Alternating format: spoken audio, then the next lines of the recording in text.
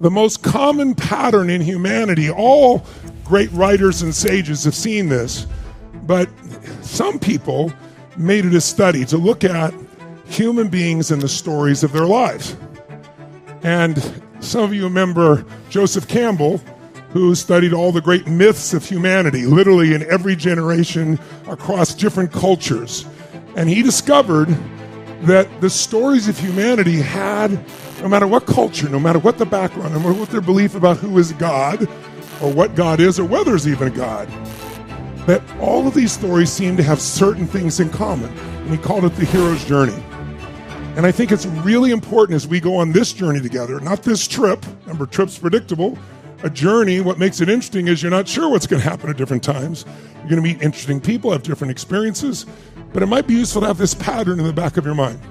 What does that hero's journey look like? Well, you can make it really complex, and he does at times, but we could break it into 7 quick little pieces if you want to jot it down. And I'll give it to you in the form of maybe a story almost all of you know. How many know the story of the Wizard of Oz? Raise your hand if you know the story of the Wizard of Oz. In any person's life, we get to a point, and I don't know if you're there in your life right now, but often we get to a point where we have a certain level of stability. Like we've worked hard, we got to a point, we have a certain structure to our life, and you get to that point. And when you get comfortable, life is about growth. Now, if you want to know what life's about, you can see there are 2 laws of life that are immutable, and it doesn't matter on this planet anywhere. Everything in the universe grows, or at what? There's no exceptions. If your relationship isn't growing, it's dying. You better do something now. There's no such thing as a business that's not growing without beginning to die. That's what it is. So it's continuous growth that makes us feel alive, by the way.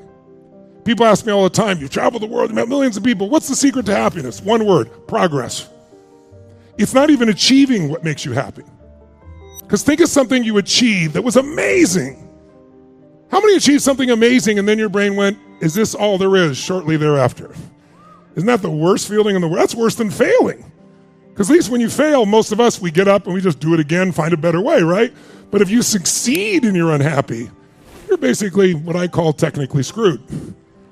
But on the other hand, there are times when you don't say, is this all there is? Who's had an achievement you worked your guts out for, you finally made it happen, and you were thrilled out of your mind, and you didn't have, is this all there is? Who's had an experience like that? Make some noise if you've had this, so I know you got it there. So here's the question. How long did that great feeling last from achieving that ultimate goal?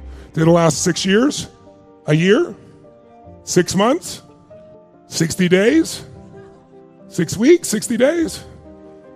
How many of you, it's somewhere between 6 hours and 6 weeks was probably the most that lasted for you? Raise your hand and say about. How many of you it lasted at least 3 months? Let's say 3 months. 6 months.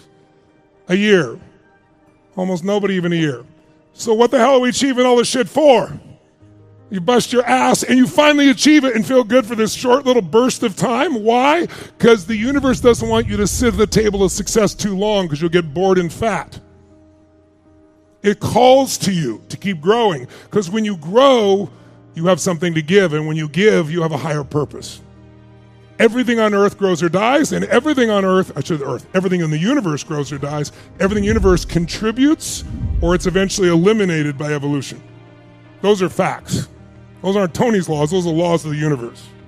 So if you and I want to be happy, it's not even achieving the goal. The purpose of the goal is what it makes of you. Jim Rohn used to teach me, what you get, Tony, won't make you happy. Who you become will make you very happy or very sad. And that's what destiny is. Who are you going to become? What are you here to give? How are you here to live? What are you going to experience while you're here? And we want to make those decisions now, not let them unfold and hope it all comes together, because rarely does that work out terribly well. But with a directed mind, we can make anything happen. And most of you have in your business, or maybe your relationship, or maybe with your kids. But somewhere along the line, you're not doing it in all those areas and not the level that you want.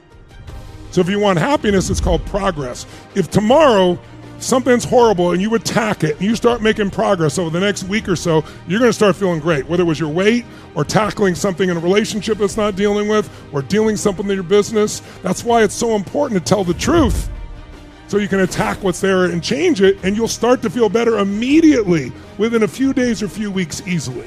And you'll sustain it as long as you're making progress. So that's, in essence, what we want all this to be about. It's like continuous progress will create continuous reward. So if I'm talking about the hero's journey, the journey of a human being's life, when we get to that level of stability, we tend to want to hang on to it. In a relationship, people want to be in a relationship, and it's uncertain and it's exciting. And then they get in a relationship and they don't want it to change, and then they try to hold it and control it. Well, any human being that's alive is going to change and grow. And when they change and grow, it scares people a little bit. They're trying to hold on to it. The more you try and control a relationship, the less love there is. And the relationship starts breaking down. So we need to allow ourselves to understand that you are going, if you get too comfortable, if you don't design something to make you grow, God or the universe, whichever one you believe is, I'm not here to tell you what to believe, but the God of the universe will show up, God or the universe, and challenge you to make you grow. And if you don't face the challenge, do it again. So here's what the stages look like. There's an ordinary world in the beginning of Wizard of Oz. And the main character, Dorothy, is like, her life's okay. It's there. She's got family. She's not super happy, not super unhappy. She's kind of in that middle round. And her ordinary world goes to the next stage, which is very quickly something happens. There is a call to adventure. Jot it down. That's the stage. You start wherever you were, and then you get a call to adventure. Now, sometimes the call to adventure comes by when someone says, you have cancer. Or your brother or sister, mother or father, or someone you love does. Or, by the way, we're going to shut down your business, and it doesn't matter you have a restaurant, there's this thing called COVID, and you can't open it. Or you have a gym, and of course we don't want people working out and getting healthy, so we're going to shut that down immediately, right? It's like something happens that it's not usually pleasant. Those painful things in our life are always a call to adventure. They're a call to grow. They're a call to find something inside yourself, listen to me, that is superior to the circumstances you are in. We are not here just manage our circumstances. We were built as creators. We can create life on our terms, or we can manage the shit that's given to us. If you become a manager of shit that's given to you, you're going to be very miserable, and what will happen is life will come and give you more problems. Hoping that at some point you will finally wake the F up and say, okay, I'm going to take the call. But most people, when the call of ventures happen, try to refuse the call. They try to hang on to what they got. No, this, I need to keep it the way it is. This is how it should be. This is how it needs to be. This relationship, this business, this economy, this whatever, we're going to keep it this way. But it's not going to. You're going to keep getting hit until finally you stop refusing the call and you go on the journey. And when you go on the journey is uncertain. Now listen to me, I'm going to give you a phrase right now that is one of the most important things I'm going to tell you this weekend, but I doubt seriously when I tell you right now it'll sound significant. But by the end of these days, you will remember and you'll see how significant it is. The quality of your life is in direct proportion to the amount of uncertainty you can comfortably live with. I didn't say the amount of uncertainty you can survive. Why is that so important? Because all growth happens in the world of uncertainty. In fact, jot this down. All passion is found in the world of uncertainty. There's no passion when you're absolutely certain. If you know what's going to happen, when it's going to happen, what someone's going to say, when they're going to say it, what they're going to do, in the beginning it feels good, right? Because you feel like you're in control. But after a while, what will you feel if you know what's going to happen, when it's going to happen, how it's going to happen every single day? What will you start to feel? Shout it out. What? Bored out of your mind. That's why God, in her infinite wisdom, gave us the need for uncertainty. We need certainty, but we also need uncertainty. It's the second human need that we talk about, right? Certainty is a survival mechanism. If I'm certain I can be comfortable, I can avoid pain, I can be okay. But okay is not a life. That's why we need uncertainty as well. That's why we're given challenges.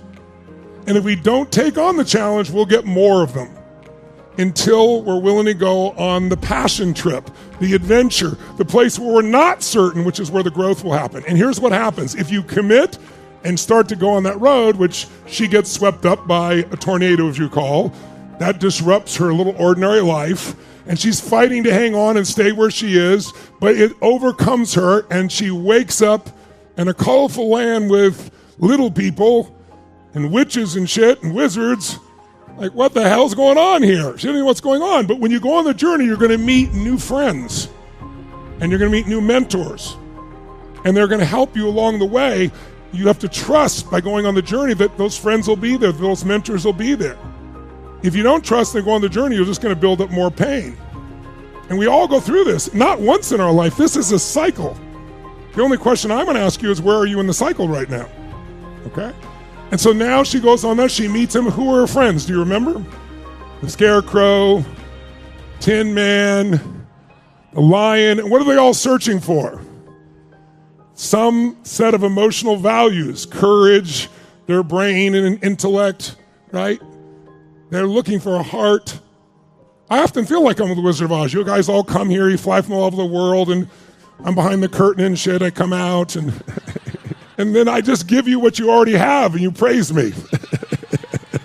It's like, you guys are unbelievable.